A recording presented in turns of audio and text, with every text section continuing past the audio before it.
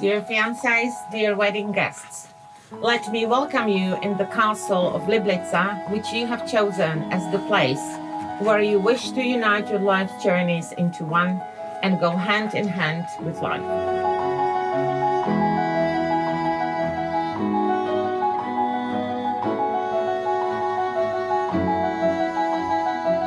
So I suppose a good place to start this speech is probably at the beginning, Veronica and I's first date. We'd agreed to meet at a bar in Portsmouth, which suited me as I was based only a short 2-minute ferry ride away, whereas Veronica had a 40-minute drive to get there. If a gentleman, I'm thinking I should start as a mean to go on. I sensed an opportunity to introduce her to something some of you here will already be familiar with, known as What's on a Clock. So for those of you that don't know, What's on a Clock is this strange phenomenon where I'm always late, but it's never my fault. So as I rock up to the bar, about 15 minutes late, having introduced her to What's on a Clock, there she was with a terrifying look, which some of you here will all be familiar with, waiting to introduce me to it, the one she does when she's not impressed. But we headed off during the date. We're getting on well, and the crack's 90, but I'm starting to think she's not a fan of What's on a Clock because she keeps referring back to me being late. So I'm thinking to myself, I've probably blown it. Probably not going to be a second date here if I don't pull out all the stops. So I laid on a wee bit of the Northern Irish charm and I gave her a kiss. This done the trick, albeit a wee bit too well, as she couldn't keep her eyes off me the rest of the night. She caused me to miss my last ferry back to work.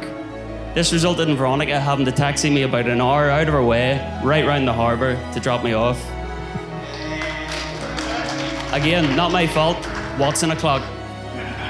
So luckily for me, there was a second date.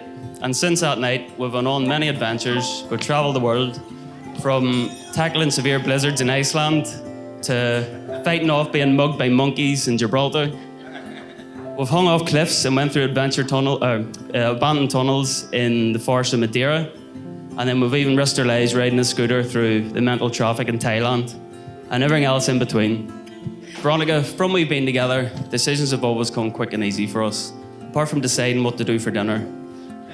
But things like moving in together, having Jordan and Aria, it was easy choices. Saying I love you for the first time was no different, and I meant it as much then as I have done saying it every day since.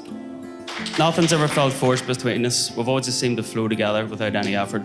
Thank you for giving me two amazing children in Jordan and Aria, and for loving Miley and Taylor like they're your own. There's a saying I heard a long time ago, and I never really gave it much of a second thought until I met you. And the saying is, at the risk of sounding cheesy, the saying is, someday someone will walk into your life and make you realise why it never worked with anybody else. From I met you, I feel like, although we're very different, we'll complement and we'll round each other off well. Your sharp mind with my sharp wit. Your good cooking with my good looks. And your heavy snoring with my heavy sleeping. A match made in heaven.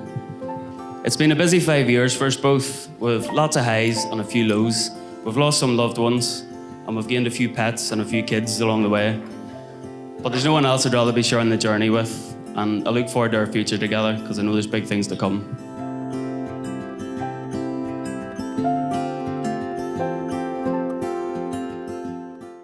Opět nemovino, Wacnowski, Hodziny.